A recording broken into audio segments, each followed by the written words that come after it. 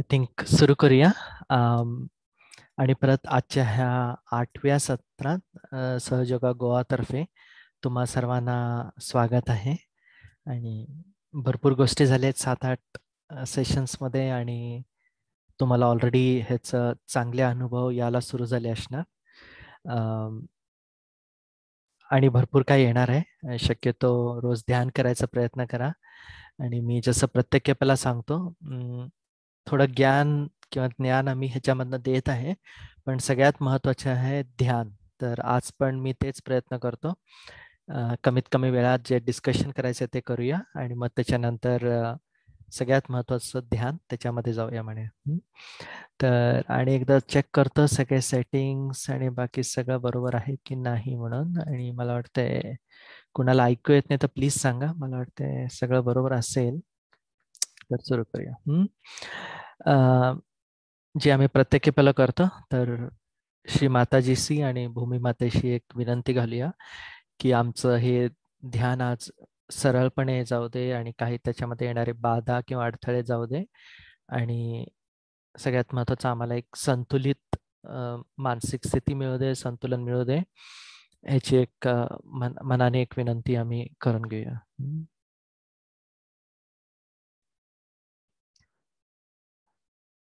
जे मी म्हणतो डिस्कशनचं पार्ट आहे किंवा ध्यानाचं पार्ट आहे, त्याच्यामध्ये वेगळ्या वेगळ्या गोष्टी आहेत, पण आम्ही आतापर्यंत ऑलरेडी ते करत आलोय. आणि सगळ्यात महत्त्वाचं म्हणजे ह्या पहिल्या 10-15 मिनिटात तुम्हाला काही प्रश्न जरी असले तर तुम्हाला अनम्यूट करा आणि प्लीज विचारा, किंवा इव्हन चॅट विंडोमधनं घातलं तरी चालेल. प्लीज आम्ही डिस्कस करू शकतो. तर आतापर्यंत आम्ही तिन्ही नाड्यांबद्दल बघितलं, नंतर मूलाधार चक्राबद्दल बघितलं, कुंडलिनी मातेबद्दल बघितलं, त्याच्यानंतर स्वाधिष्ठान चक्राबद्दल बघितलं, आणि मागच्या सत्रात आम्ही नाभी आणि भवसागर त्याच्याबद्दल आम्ही थोडं जाणून घेतलं. आता तुम्ही जसं ऐकलं की हे नाभी आणि भवसागर आहे, आणि मागच्या कपाला मी थोडं मिक्स केलं आणि दोन्हीची माहिती थोडी थोडी दिली. थोड्या सेशन्स मध्ये आम्ही पूर्ण तोडले, पूर्ण नाभी आणि पूर्ण भवसागर असं डिस्कस केले, पण आम्ही दोन्ही केले. पण आजच्या सेशनमध्ये मी दोघांचं मिळून हळू घेतो आणि त्याच्यामध्ये तुम्हाला ह्यांचं दोघांची स्थान, ते कसे काम करतात आणि त्याचा परिणाम हे सगळं कळेल, त्यांचे गुण कळेल, त्यांना कसं बरं करायचं तेव्हा त्याचं ते कसे बिघडतात हे कळेल. त्याच्यानंतर आम्ही हे जाणून घेतले की हातावर त्यांचे जागा असते, त्याच्यावर आम्हाला कळू शकते डोक्यातनं कसे परमचैतन्य बाहेर येतोय आणि त्याचाही अनुभव कसा होऊ शकतोय, कुंडलिनी कशी चढते, बंधन कसे घ्यायचे. हे सगळं आम्ही थोडं थोडं थोडं थोडं आता ह्या 7-8 सत्रात आम्हाला हळूहळू कळत यायला लागलंय.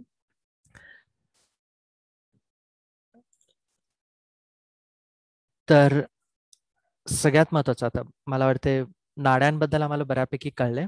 तर आणि एकदा सांगायचं म्हणजे डावी नाडी आमची भूतकाळातली, उजवी नाडी भविष्य काळातली, ती आम्ही बॅलन्समध्ये आणायला ट्राय करतो.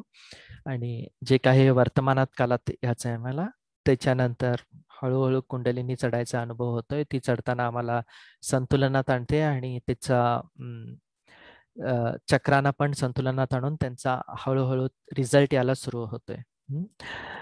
दुसरी ते झाल्यानंतर आम्ही चक्रांचं करत आहे, आणि सगळ्यात आधी केलं आम्ही मूलाधार चक्र, ज्याच्याबद्दल आम्ही जाणून घेतलं की ते सगळ्यात महत्वाचं आहे. म्हणजे प्रत्येक चक्राला त्याचा परिणाम येऊ शकतोय. तर त्याच्यासाठी आमचं हे मूलाधार चक्र एकदम सगळ्यात आधी स्वच्छ व्हायलाच पाहिजे आणि त्याचं शुद्धीकरण महत्वाचं आहे. त्याच्यानंतर त्याचे भरपूर गुण आहेत, पण सगळ्यात बेसिक गुण जर आम्ही लक्षात ठेवायचा असला तो म्हणजे अबोधिता. अबोधिता, आणि तो जर हे झाला तर त्याचं त्याच्यामध्ये जो आमच्या मनातनं किंवा आमच्या शब्दातनं जे फरक येऊ शकतोय ते म्हणजे आमचं विवेक बदलेल, आम्ही जे डिसिजन्स घेतो किंवा आमचं विजडम म्हणता येईल त्याच्यामध्ये फरक पडतोय. आणि बाकीचे हे गोष्टी आहेत ज्याच्यामध्ये आज मी आणि परत डीपमध्ये जात नाही, ते झालेले आहे ऑलरेडी. नेक्स्ट होतं स्वाधिष्ठान चक्र, आणि ह्याच्याबद्दल सगळ्यात महत्वाची गोष्ट जी आम्ही जाणून घ्यायला पाहिजे ते म्हणजे क्रिएटिव्हिटी किंवा सृजनात्मकता. आम्ही हे जाणून घेतले की जे आमच्या मनामध्ये गोष्टी किंवा मन जसं काम करते किंवा तुमचं डोकं जे काम करते आणि दिवसभरातले बॉडीतले काम, तर ती जी एनर्जी आहे ती ऍक्च्युली स्वादिष्टान चक्रात येते आणि ती आम्ही जर जास्त वापरली तर ते बिघडत जाते आणि त्याचे दुष्परिणाम आमच्यावर यायला सुरू होतात. तिसरं नाभी चक्र. आणि त्याच्याबद्दल मागच्या केवळ थोडं जाणून घेतलं.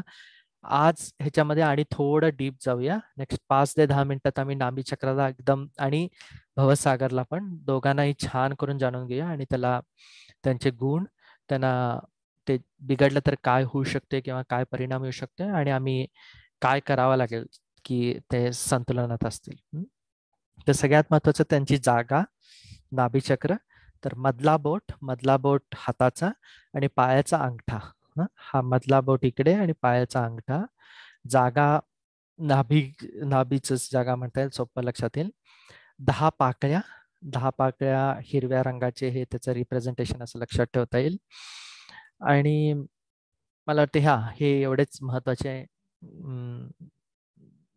इमॅजिन करायच्या दृष्टीने आहेत.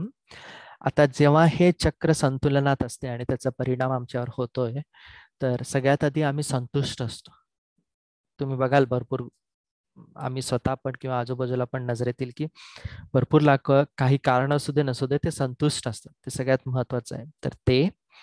दुसरं धार्मिक. तर हे धर्म किंवा रिलिजनला संबंध येत नाही, पण मोर ऑफ रायचियसनेस. तर आम्ही या आयुष्यात आलोय किंवा आम्ही दिवसभरात किंवा आमच्या कौटुंबिक जीवनात किंवा जे आम्ही बाकीचं करतो त्याच्यामध्ये आम्ही एक रायचियसनेस दाखवावं लागतंय आणि जे करावं लागतंय ते जर आम्ही रेग्युलर करायला लागलो किंवा करत असलो तर नक्कीच हे चक्राचा परिणाम असू शकतोय. उदारता किंवा जनरॉसिटी, ते महत्वाचं आहे. काही ना असू दे नसू दे, आम्हाला भरपूर लोकांच्या पेक्षा बऱ्यापैकी आशीर्वाद मिळालेला असतो, तर जमलं तर आम्ही आणि लोकांशी ते वाटून घेऊ शकतो आणि त्याचं फळ किंवा त्याचा रिझल्ट किंवा त्याचा आशीर्वाद आम्ही नाभीचक्रातर्फे बघू शकतो. 4th, evolution. आता हे म्हणता येईल की एक तर आमचं फिजिकल इव्होल्युशन ते वेगळं आहे, पण आम्ही जे इकडे बोलायला लागलो ते म्हणजे स्पिरिच्युअल इव्होल्युशन, ज्याच्यामध्ये प्रत्येक आमच्या जसे आयुष्यात झाला किंवा आमच्या सोलच्या लाईफमध्ये बघितलं तर आमचं इव्होल्युशन होत जातं आणि ते महत्वाचं आहे आणि ते व्हायला कारण म्हणजे नाभीचक्र. तर नाभीचक्र एवढं महत्वाचं आहे. ह्याचं एक्झॅक्ट अपोजिट जर हे बरोबर नसलं तर आम्ही कंजूस होऊ शकतो किंवा मायझर. कंटिन्यू चिंता, आम्हाला सुख नसते, काही ना काही चिंता चालू असतात. एकदम ॲग्रेसिव्ह जीवन, पळापळी आणि ते वगैरे. आणि खाणं कमी जास्त नक्कीच, जे आम्ही विचार करू शकतो नाभीचक्राची जागा जी आहे त्याच्यामुळे त्याचे प्रॉब्लेम्स जे येतात ते इमॅजिन करू शकतो.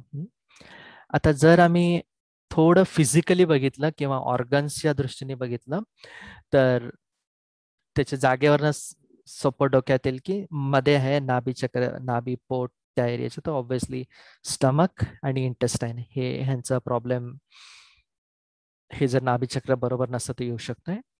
लेफ्ट नाभी जर प्रॉब्लेमॅटिक झाली तर पँक्रियाज आणि स्प्लीनवर प्रेशर येतोय आणि राईट झाली तर लिव्हर आणि गॉल ब्लॅडरवर प्रेशर येऊ शकते. तर ह्यांचे आजार, ह्यांचे प्रॉब्लेम्स किंवा ह्यांचे काहीतरी कमी जास्त होत असले ह्या पॅरामीटर्समध्ये तर त्याला कारण नाभीचक्र असू शकते आणि नाभीचक्राला आम्ही संतुलनात आणलं की नक्कीच हे प्रॉब्लेम्स गायब होऊ शकतात. आणि थोडं जर ह्याच्याबद्दल विचार केला आणि नाभीचक्राच्या आणि क्वालिटीज बद्दल बघितलं आणि एस्पेशली लेफ्ट नाभीचक्राबद्दल आम्ही विचार केला तर भरपूर एक्झाम्पल देऊ शकतो. तो पहिला आहे गुड होस्ट. तर तुम्हीच बघितलं असणार किंवा तुम्ही स्वतः असणार पण भरपूर लोक आम्ही असतो की आम्ही कुणाच्या घरी गेलो किंवा आम्ही कुणाला तर आमच्या घरी होस्ट करत असलो तर आम्ही एक चांगले प्रमाणे त्यांना बघून घेतो, त्यांची काळजी घेतो आणि ते फंक्शन असू दे किंवा स्वतःच्या घरी मिळणं असू दे त्याच्यामध्ये फरक पडतोय. पती पत्नीमध्ये पण नक्कीच एकामेकाशी जे राहतात त्याच्यामध्ये ही लेफ्ट नाभीचा संबंध आहे. लेफ्ट नाभी जशी संतुलनात येते तसं गृहलक्ष्मी म्हणतो आम्ही आणि तिचे रिझल्ट यायला सुरू होतात. एक नर्चरिंग किंवा ह्याचा स्वभाव येतोय. जनरॉसिटी जे ऐकलं मी की उदारता ते महत्वाचं आहे. बॅलन्स इन फॅमिली लाईफ म्हणजे घर गृहस्थीला लेफ्ट नाभी ही महत्वाची आहे. मधलं जे सेंटर नाभी म्हणता येईल. आतापर्यंत कळलं असणार की प्रत्येक चक्राचे 3 बाजू आहेत. आम्ही इव्हन हार्टला 3 म्हणतो. हार्ट माणसामध्ये एकच आहे, पण सेंटर हार्ट, लेफ्ट हार्ट आणि राईट हार्ट सिमिलरली प्रत्येक चक्राचे 3 येतात. एक सेंटर डावीकडे आणि उजवीकडे. आता सेंटरचं बघूया, नाभीचं. सॅटिस्फॅक्शन किंवा शांत आणि कंटेंटमेंट असणं, पीस. मला वाटतं ह्या गोष्टी आम्ही ऑलरेडी डिस्कस केल्यात, म्हणून मला आणि परत बोलावं लागणार नाही. पण बऱ्यापैकी हे सगळे ज्याच्यामध्ये कंटेंटमेंट असते किंवा शांत स्वभाव किंवा आम्ही सुखी असतो, त्याचा रिझल्ट असू शकते आमची सेंटर नाभी संतुलनात आहे. आणि जर आम्ही उजव्या नाभीचं बघितलं, उजव्या बाजूचं, सेन्स ऑफ डिग्निटी. तर गरीब किंवा श्रीमंत किंवा काय असू दे काय नसू दे, पण आम्ही जर ज्यांचं राईट नाभी चांगली असते ते एका एका ह्यांनी वागतात, एका राजा महाराजांसारखं वागतात. कठीण आहे मला हा शब्द समजणं, पण ते लक्षात आहे. प्युअर अटेन्शन, चित्त. आणि परत चित्त तर भरपूर त्याचे चित्त भटकत असते, ते पण शांत होऊ शकते. आणि लिव्हर जे आम्ही म्हणत होतो, किंवा बेसिकली जेव्हा राईट नाभी शांत असते, लिव्हर शांत असते, तर नक्कीच आमचं चित्त शांत असते आणि आम्हाला कॉन्सन्ट्रेशन करायला सोपं होते. आता समजा 1 तासाचं सेशन असलं, मला वाटते भरपूर लोकांना 1-2 मिनिटं, 3 मिनिटं, 5 मिनिटाच्या वर कॉन्सन्ट्रेट करणं कठीण होते. आणि त्याला कारण आहेत. त्याला एक कारण असू शकते की ही लिव्हर आमची शांत नसणार किंवा तिला अजूनही प्युअर अटेन्शन मिळायचं आहे. आणि ऑफकोर्स तिला राजलक्ष्मी पण म्हणतो आम्ही, जे म्हणजे आमचे करिअर म्हणता येईल, प्रोफेशन म्हणता येईल, पैसे म्हणता येईल सोप्या हिशोबात. तर त्याच्यावर पण परिणाम ह्याचा येऊ शकतो. तर हे वरवर नाभी चक्राचे हे. नक्कीच नाभी जेव्हा बरी होते तर आमची आर्थिक स्थिती पण नक्कीच त्याच्यामध्ये फरक दिसून येतोय. आणि एक फायनान्शियल सिक्युरिटी राहते. ऍटलिस्ट पैशाची चिंता आमच्या डोक्यातनं जाऊन टाकते आणि त्यांनी दोन्ही होईल की आमचं उदारता वाढते आणि पैसे येतात, पण ते सोपं होते. तर नाभीचक्र आम्ही संतुलनात आणणं, त्याचा किती मोठा डिफरन्स येऊ शकतो हे कळू शकते.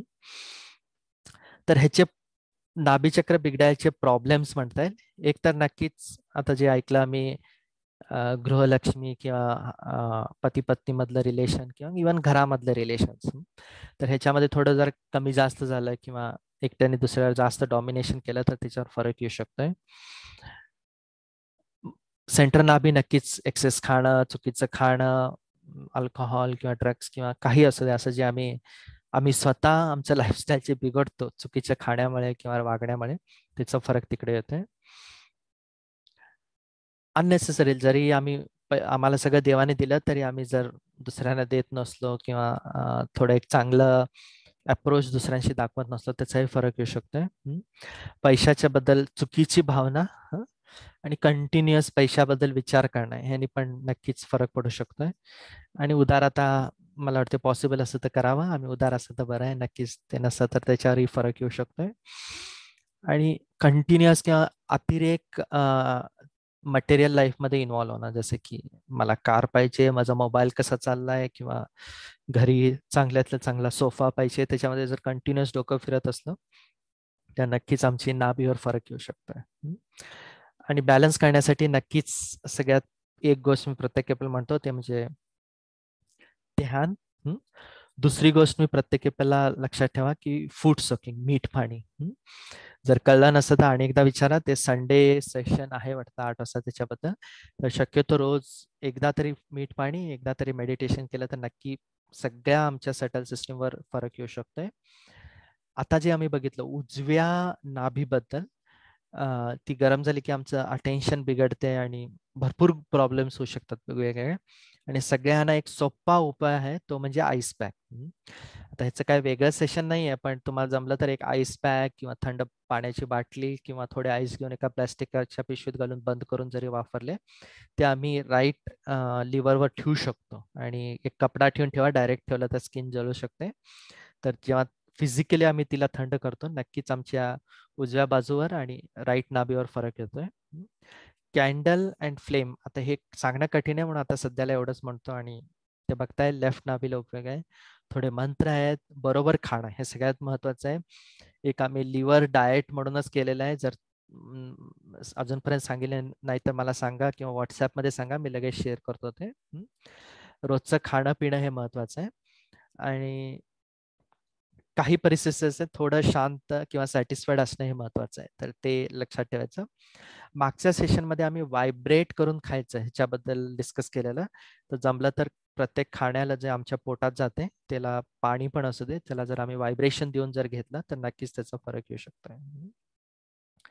तर हे झालं नाभी चक्राबद्दल. आणि हे ह्या केपाला मी नवीन सांगितले म्हणता येईल. आणि नक्कीच सगळ्यात म्हणजे एक तर आहे रोजचं ह्या चालू आहे त्याच्याबद्दल, आणि दुसरं महत्वाचं म्हणजे आमचं आध्यात्मिक उन्नती. Spiritual evolution is very important. आणि ते त्याचं कारण किंवा ते ह्याच्यामुळे होऊ शकते. दुसरं आहे एक इंटरेस्टिंग फॅक्ट की स्वादिष्टान चक्र जे इकडे होतं, जे मी लास्ट टाइम डिस्कस केलेलं, ते ऍक्च्युली ह्याच्या गोल फिरते. हे जे बाहेरचं भवसागरची बाहेरची जागा आहे त्याच्यावर असं गोल ते फिरते. तर कसे ते दोघं मिळून काम करतात असतात असं विचार करू शकता. स्वादिष्टान जे आम्हाला शुद्ध इच्छा किंवा चांगले डिझायर्स किंवा जे प्युअर नॉलेज मिळत असते ते, आणि पीस मधनं हे एक ह्यानी काम करत असतात. तर आम्ही क्रिएटिव्हिटी बघितलं, पीस बघितलं आणि ह्याच ना. आणि ह्या दोघांची मधली जागा ही जी हे हिरवा रंग आहे, हातावरची पण जागा बघूया, ते म्हणजे भवसागर. आणि त्याच्याबद्दल थोडं आणि मागच्या केपेला आम्ही डिस्कस केलेलं, ह्या केपेला आणि थोडं करूया. चालेल. तर प्रत्येक चक्रांचे डेटीज पण आहेत, त्यांना त्या रूपामध्ये आम्ही बघू शकतो. तर नाभी चक्राचं आहे विष्णू आणि श्रीलक्ष्मी. आणि भवसागर आता जे वॉइड बदलं आम्ही आता त्याला येऊया. तर मध्ये नाभी झालं, आणि वॉइड बद्दल मागच्या सेशन मध्ये बऱ्यापैकी आम्ही डिस्कस केले म्हणून ह्या डिटेलमध्ये जात नाही, पण थोड्या महत्वाच्या गोष्टी बघूया. तर एकतर नाभीमध्ये आजूबाजूची जागा वॉइड आहे, एंडला स्वादिष्टान चक्र गोल फिरत आहे असं विचार करता येईल. तर ह्यांची जागा सगळ्यात आधी तर डोक्यावर गोल इकडे, हातावर मध्ये सहस्रार आहे, आणि बाजूचे जे गोल जागा आहे ती म्हणजे वॉइड किंवा भवसागर. पायामध्ये ती जागा, आणि मला वाटतं तेच महत्वाचं आहे. आणि ह्यांचं सेन्सिटिव्हिटी आणणं फार कठीण होतंय. बाकीच्या ह्यांचं बोटांवरचं वगैरे लगेच कळेल, पण भवसागरचं चेंज करणं थोडं कठीण होतंय. तर सगळ्यात महत्वाचं गुरुतत्व.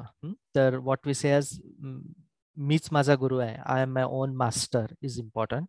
आणि ह्या आयुष्यात अराउंड 10 गुरु येऊन गेले ज्यांनी आम्हाला गाईड केलेलं आहे. आणि फर्स्ट आम्ही आमचे गुरु आहेत आणि नंतर आम्हाला कोणतर गुरु आहेत, असं हे महत्वाचं डायरेक्शन आहे. तर ते लक्षात आलं पाहिजे. दुसरं सेल्फ डिसिप्लिन किंवा आत्म अनुशासन. तर आम्ही एक थोडं रिलॅक्स्ड जीवन जगणं चालतंय, पण तरी आम्ही एक ऑर्गनाइज लाईफ, एक पर्टिक्युलर आम्ही किंवा आमच्या आजूबाजूच्या एन्व्हायरमेंटने जे सेटअप केलेलं वातावरण आहे त्याच्यामधलं डिसिप्लिन लाईफ जगणं हे महत्वाचं आहे. Enlightened awareness. आता प्रबुद्ध जागरूकता, प्रबुद्ध जागृता, किंवा मी मराठी शब्द विचार करत होतो, पण एक विचार करता येईल की आम्ही रोजचं आमचं आयुष्य एकाप्रमाणे जगत असतो, ते चालूच राहील.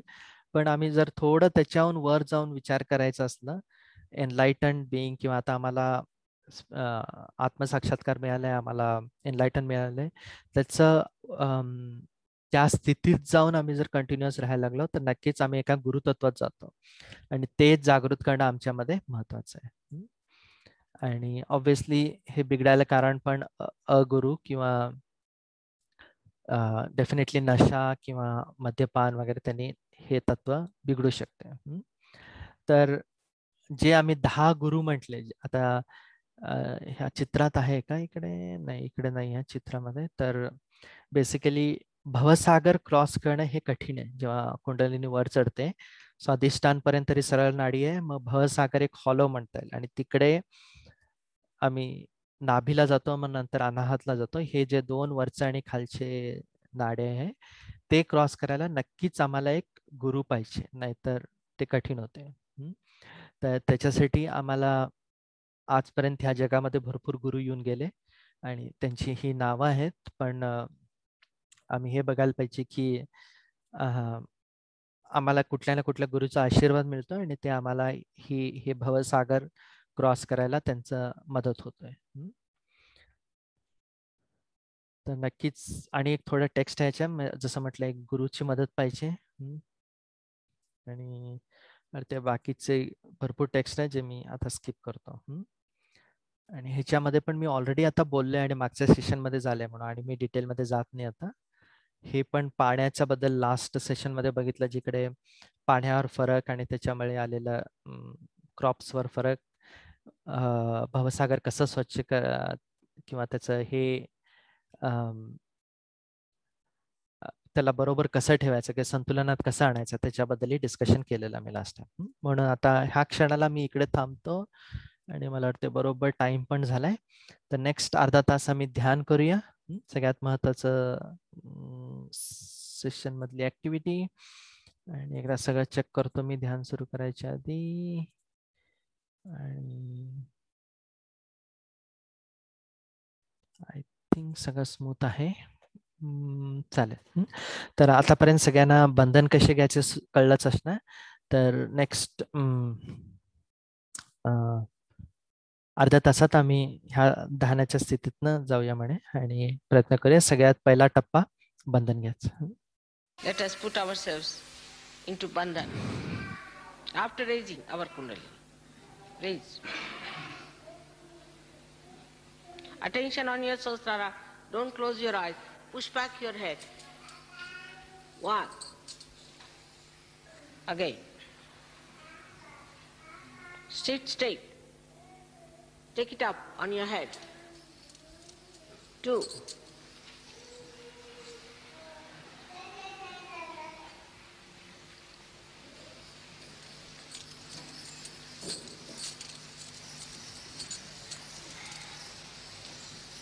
3. Now a bandhan. 1. 2. Do it properly, systematically. 3. All of us should do properly. 3. 4. 5. Try to wait as I'm doing. 6. 7.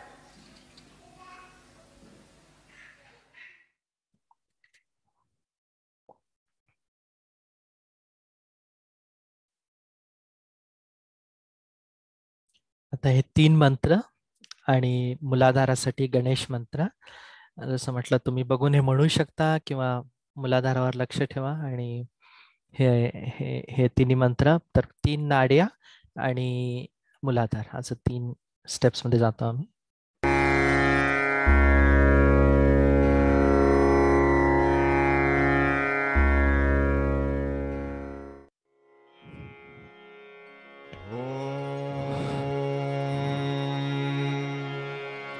त्वमेव साक्षात्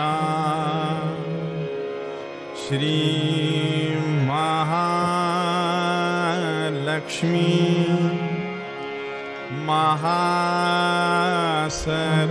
महासरस्वती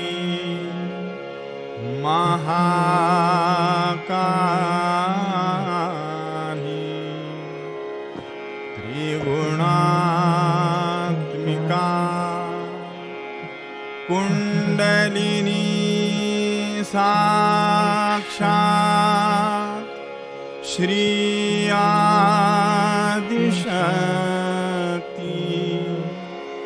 माताजी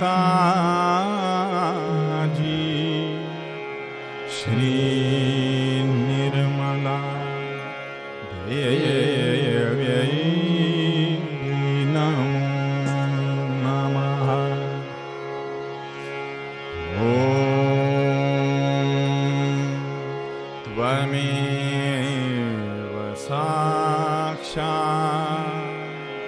श्री कल्की साक्षात् श्री आदिशक्ति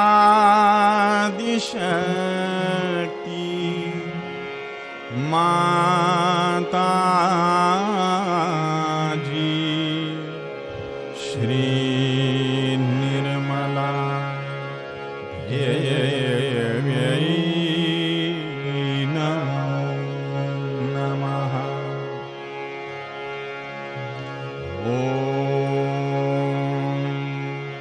त्वमेव साक्षात्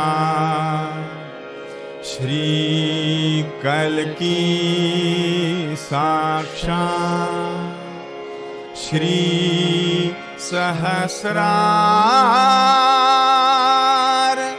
स्वामिनी मोक्षप्रदायिनी माता जी श्री निर्मला देव्यै नमः।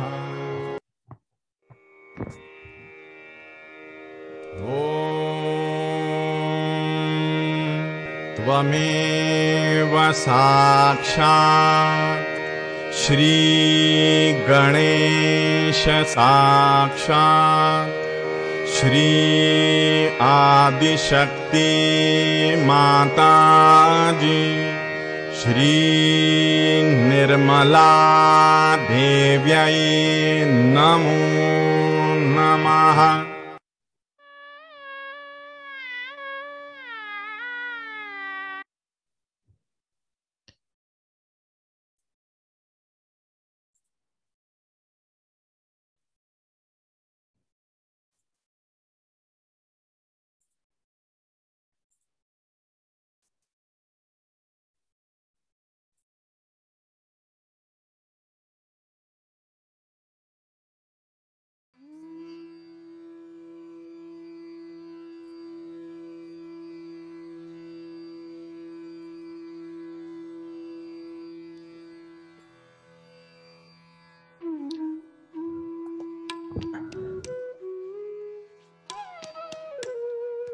नाडी संतुलन सुरू करूया आणि सगळ्यात आधी आमची डावी बाजू, तर डावा हात मांडीवर ठेवूया, उजवा हात भूमिमातेकडे आणि विनंती करूया, श्री माताजी आपणच कृपावंत होऊन आम्हा सर्वांची इडा नाडी, डावी नाडी शुद्ध निर्मल संतुलित स्थिर शांत करा। आमच्या भूतकाळातील सगळे चिंता विचार ते सर्व भूमितत्वात जाऊ दे आणि आम्हाला आमच्या इडा नाडीला संतुलनात आणा।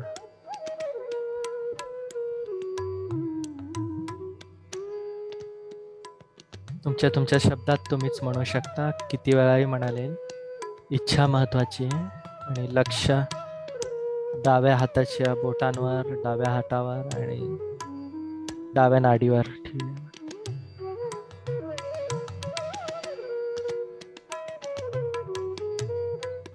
हळूहळू भूतकाळातले विचार जातील, नंतर डावी नाडी हलकी होते, त्याचा परिणाम तुम्हाला डाव्या हातावर दिसेलच नक्कीच।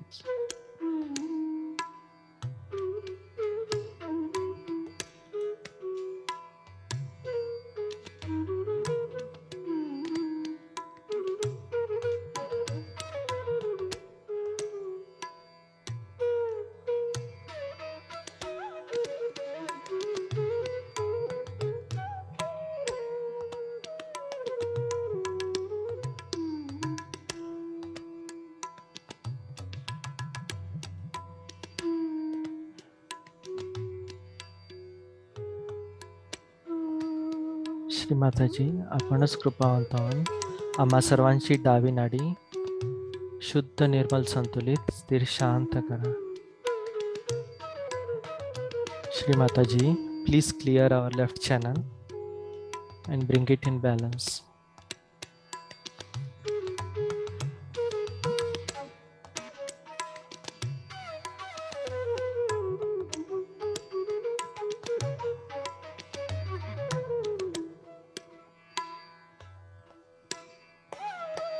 ते झाल्यावर हळू उजवा हात मांडीवर घ्या आणि डावा हात आकाश तत्वाकडे. आणि आता उजवी नाडीचं वर काम करूया. श्री माताजी, आपणच कृपावंत होऊन आम्हा सर्वांची पिंगला नाडी शुद्ध, निर्मल, संतुलित, स्थिर, शांत करा.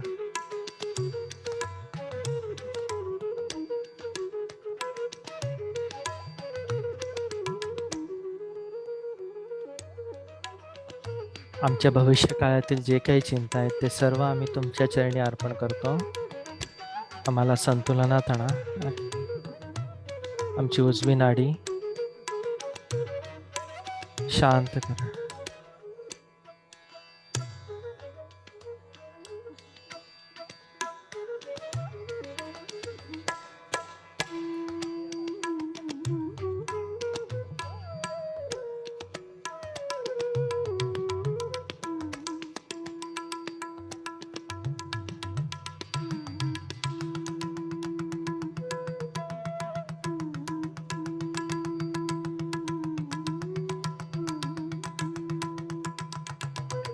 Shri Mataji, please clear our right channel and bring it in balance.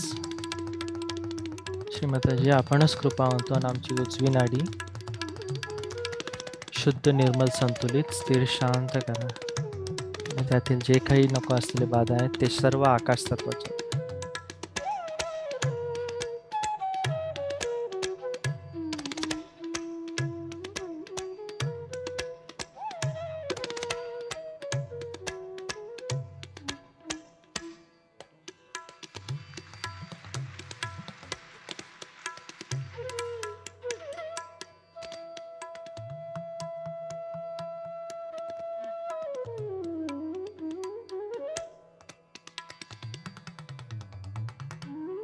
ते झाल्यावर दोन्ही हात मांडीवर घ्या आणि ही विनंती करूया. श्री माताजी, कृपया आम्हा सर्वांना संतुलन प्रदान करा. O mother, please give us a balanced state.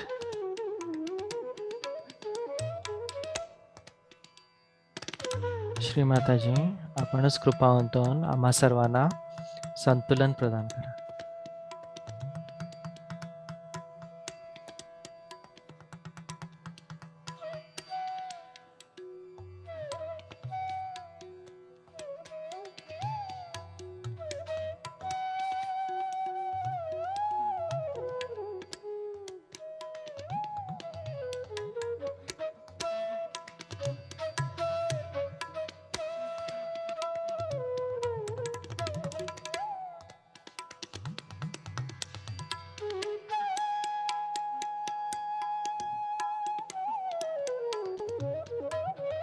आता दोन्ही हात भूमी तत्वावर ठेवा किंवा भूमी तत्वाकडे सोडूया. आणि सगळ्यात आधी डावा मूलाधार चक्र. श्री माताजी, आपणच कृपावंत होऊन आम्हाला अबोध बनवा. Please make us innocent. Shri Mataji, please make us innocent.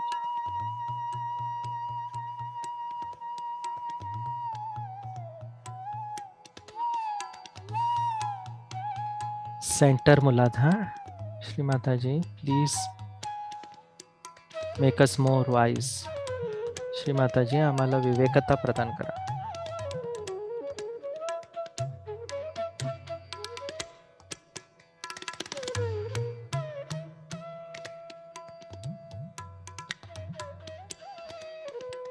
Shri Mataji, आम्हाला पावनता प्रदान करा.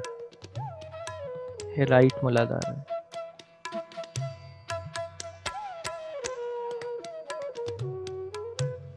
लक्ष मूलाधार चक्रावर ठेवा आणि हे 3 इच्छा करायची.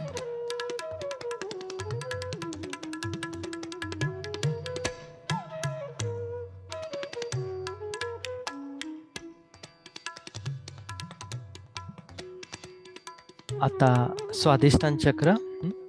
उजवा हात डाव्या स्वाधिष्ठानावर ठेवूया आणि ही एक मागणी घालूया की श्री माताजी आम्हा सर्वांना शुद्ध विद्या द्या. Shri Mataji, please give us pure knowledge.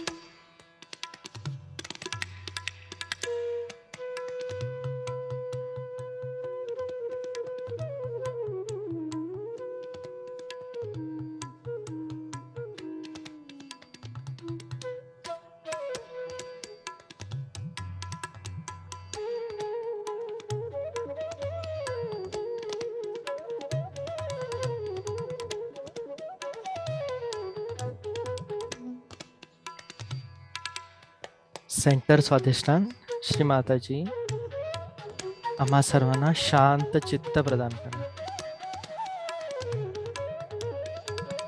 O mother, please give us pure attention.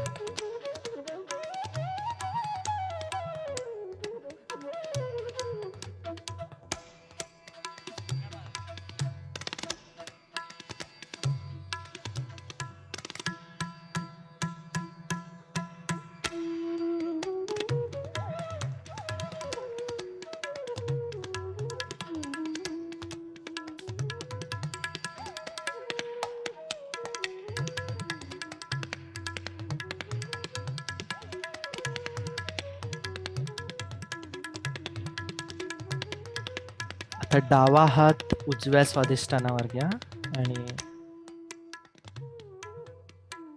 Shri Mataji, आपणच ईश्वरी करता आहेत आणि भोगता पण आहेत.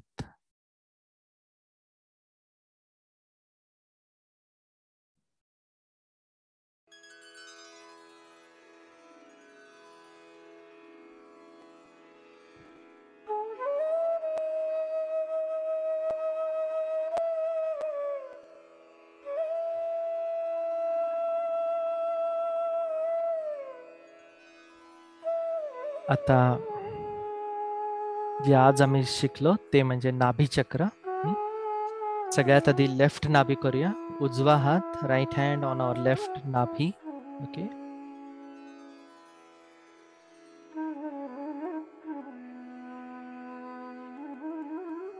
श्री माताजी, आपल्या कृपेत आम्ही संतुष्ट, समाधानी आणि उदार आहेत. आम्हाला हे तिन्ही गुण आमच्यामध्ये येऊ दे अशी इच्छा करूया.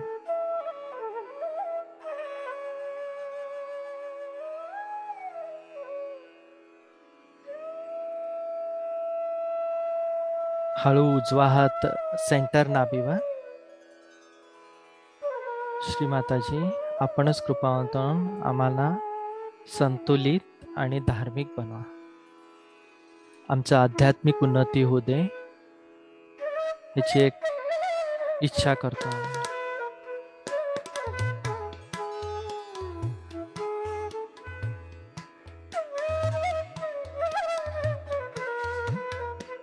तर डावा हात उजव्या नाभीवर घेऊया आणि श्री माताजी,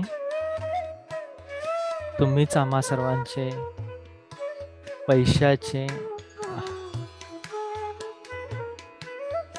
घरगुती जीवनाचे आणि घरातल्या शांतीचे बघून घेणारे आहेत. तर आम्हाला एक आशीर्वाद द्या आणि आमचं हे सगळं शांत होऊ दे, स्मूथ जाऊ दे, चांगलं होऊ दे अशी एक इच्छा कर.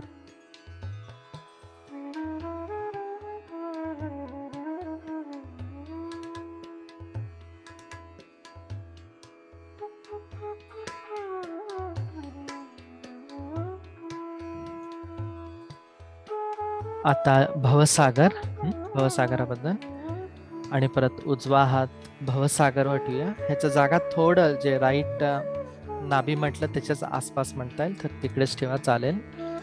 इच्छा महत्वाची आहे. श्री माताजी, आपल्या कृपेत मीच माझा गुरु आहे आणि तुम्ही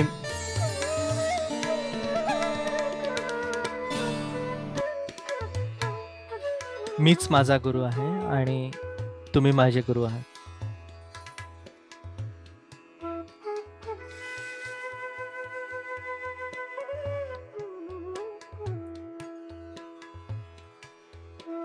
तर जेव्हा आम्ही डावा हात उजव्या भवसागरावर ठेवतो तेव्हा आम्ही म्हणूया की तुम्हीच माझे गुरु आहात.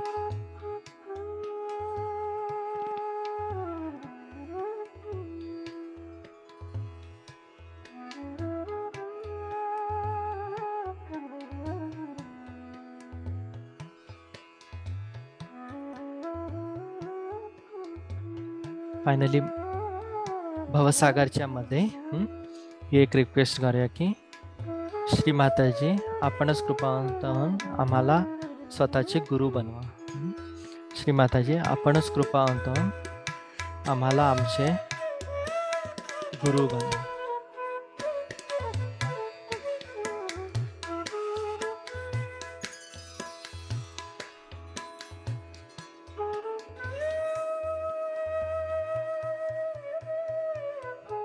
आता उजवा हात मानेच्या मागे घेऊया आणि परत जे महत्वाची गोष्ट आहे की आम्ही सगळे शुद्ध आत्मा आहेत. आम्ही सगळे प्युअर सोल आहेत. We are all pure souls. So we are not guilty. Shri Mataji मी निर्दोष आहे. मी निर्दोष आहे. मी निर्दोष आहे.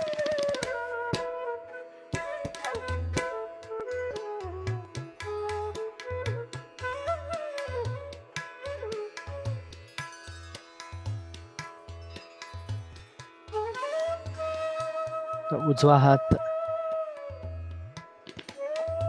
कपाळावर ठेवूया आणि थोडं मान खाली करून स्वतःला आणि सगळ्यांना क्षमा करूया. श्री माताजी मी सर्वांना क्षमा करतो. श्री माताजी मी स्वतःला पण क्षमा करतो. मनापासून सर्वांना क्षमा करूया. Shri Mataji I pardon everyone including myself. I am a pure soul.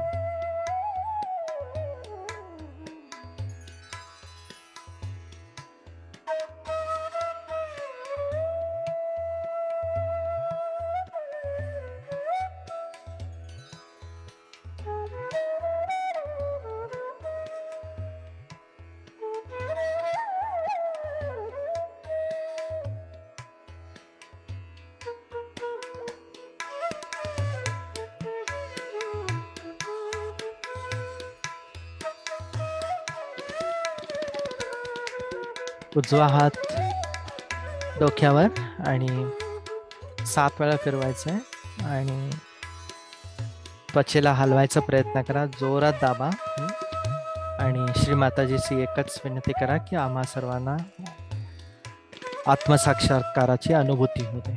आमचा आत्मसाक्षात्कार दृढ होते. हीच विक्षण. Let us keep our palm right on the top of our head and move the skin a little bit 7 times and request for our own self-realization. Shri Mataji आपणच कृपावंत होऊन आम्हा सर्वांना आत्मसाक्षात्कार द्या.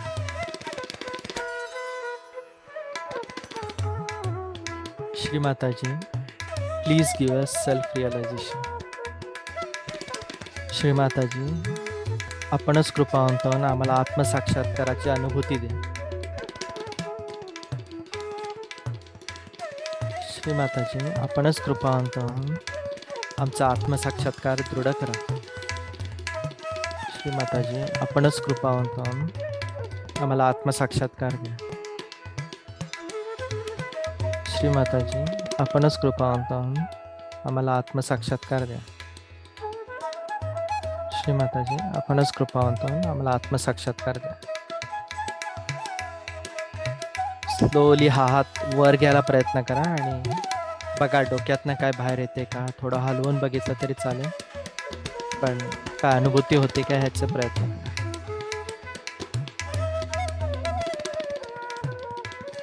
Same डाव्या हाताने पण.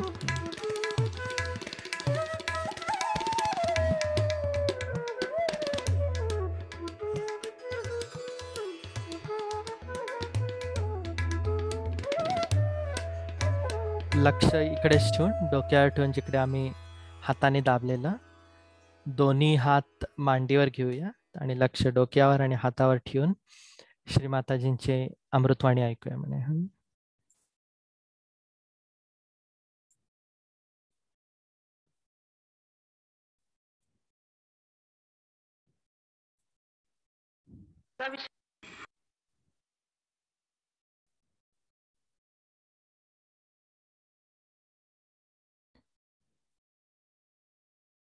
ऍक्च्युली कालचं स्पीच आहे कंटिन्यू करतो का, म्हणजे गुरुतत्व आणि भवसागर जे आहे त्या सेम टॉपिकवर आहे, म्हणून हेच आणि लावूया म्हणे. आणि काल मला वाटते 7 ते 8 मिनिटं आम्ही ऐकलेलं आणि एक 4-5 मिनिटं आज ऐकलं. तीच तुमची गुरुतत्वात येऊन बसते, म्हणजे तीच तुमच्यामध्ये गुरुतत्व बनते जेव्हा ती ह्या प्रांगणात येते. ती आल्याबरोबर आपलं गुरुचं स्थान होतं आणि आपण तिचं ऐकू लागतो व्यवस्थित. बोटारीत आपण बसलो समजा आणि आपल्याला डोळे नसले आणि आपण चालवायला सुरुवात, कुठेही खड्ड्या जाऊन पडायचे, पडलं तरी म्हणाले आम्ही चालवणार गाडी. पण जर डोळे आले तर तुम्ही स्वतःला शिकू शकता, अहो कुठे निघाला तिकडे खड्डा आहे, दुसरीकडे चाल.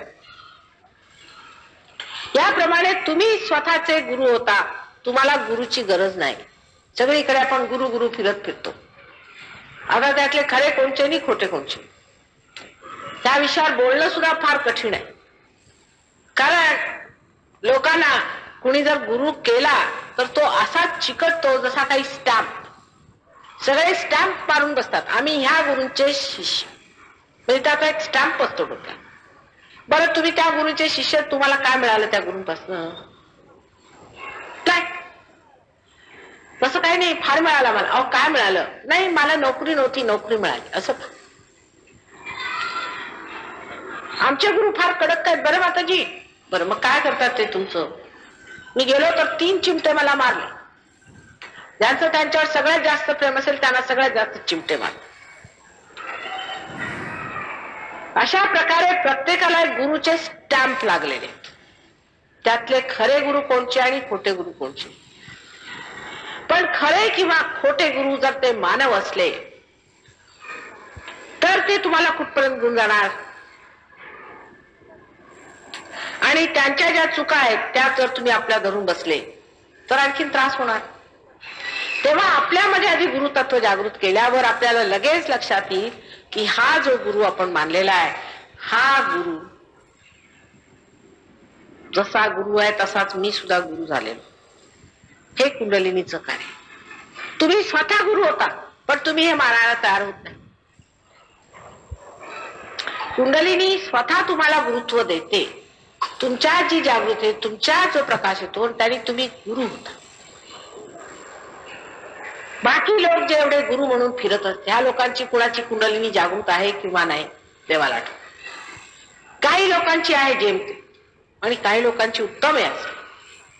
तरी ते लोक करत काय असतात, त्यांच्या डोक्यात एक विचार मात्र असतो नेहमी की आम्ही जे कमवलंय ते फार मेहनतीने कमवलंय.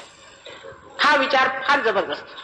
तेव्हा सर्वांनी फार मेहनत केली पाहिजे. माझ्या सुद्धा पुष्कळ असे जे खरे गुरु आहेत ते येऊन मला असं म्हणायला आले की माताजी तुम्ही काय या लोकांना असं देऊ लागले, असं कशाला देता सगळं? त्यांनी काय केलंय? आम्ही जन्मजन्मांतरी इतकी तपश्चर्या केली, त्या लोकांनी काय केलंय? म्हटलं आमची लहर समजा. पण त्यांना हे लक्षात येत नाही की जी गोष्ट ह्यांनी मेहनत केली आहे की काळी, ते एक प्रतीक रूपाने सर्व मानवांनी केली त्यांच्यासाठी मेहनत.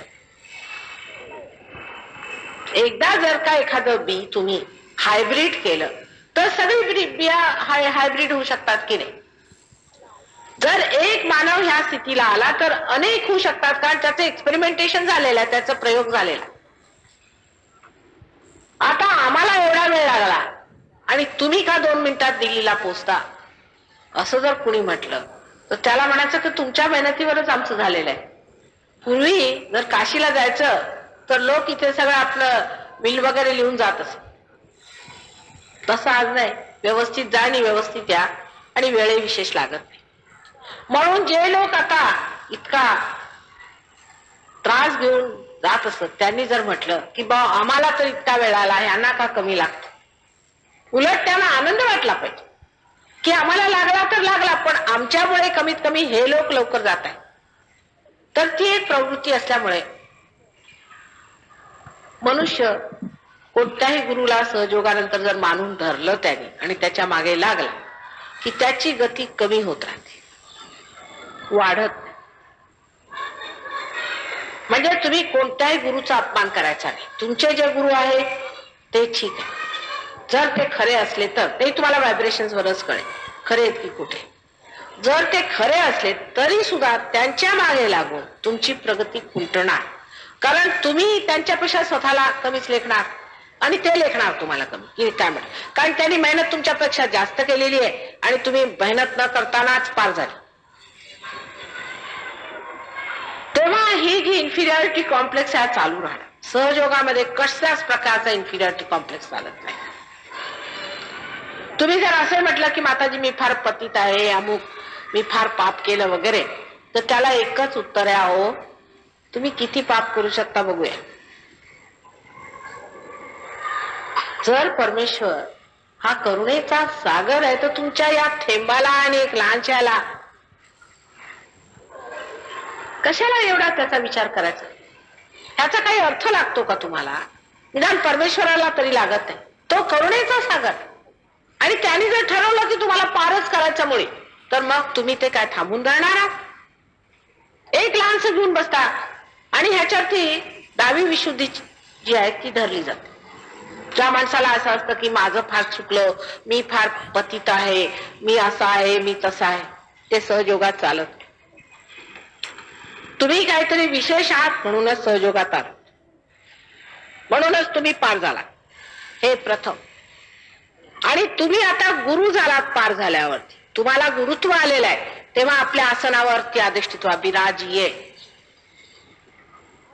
बसून बघा आहात की नाही तुम्ही गुरु. लहान लहान मुली त्या आलेल्या आहेत, त्या माझ्यासारख्या बोलू लागल्या पार झाल्यावरती. एवढी एवढी मुलं सुद्धा पटापट सांगायला लागली आणि इतकं जोरात त्यांचं बोलणं असतं की कधी कधी आश्चर्य. माझी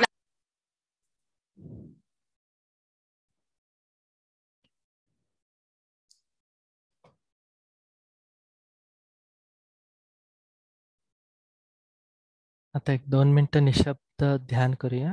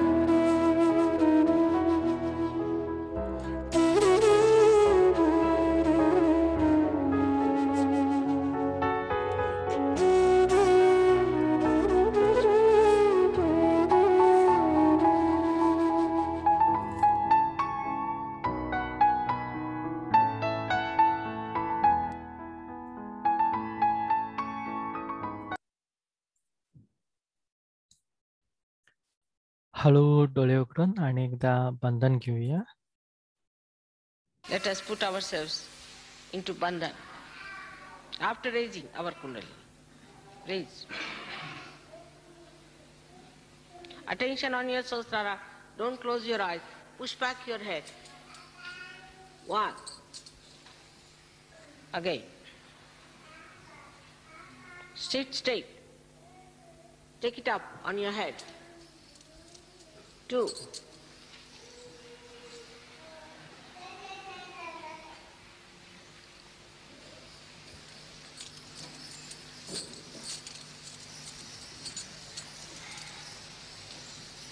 Three. Now a bandhan. 1, 2. Do it properly, systematically.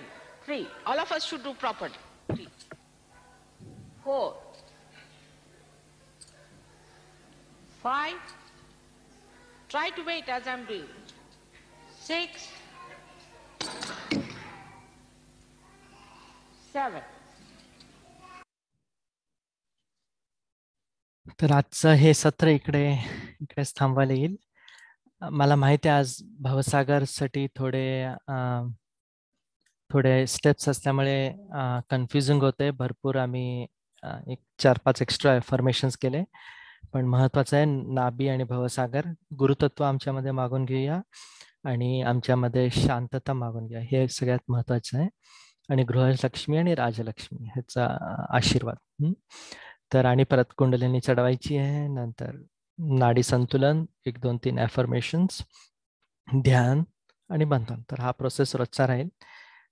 एकट्याने विचारलेलं की असं एका शब्दामध्ये नुसतं ऑडिओमध्ये माझ्या शब्दात ध्यानाचं प्रोसेस द्या म्हणून. मी उद्या किंवा परवा नक्कीच मराठी व्हॉट्सअप ग्रुपमध्ये शेअर करतो म्हणे. 15 मिनिटाचं ध्यानाचं प्रोसेस. तर हे मला वाटतं ह्या इकडे थांबवता येईल. तर काहीतरी प्रश्न असले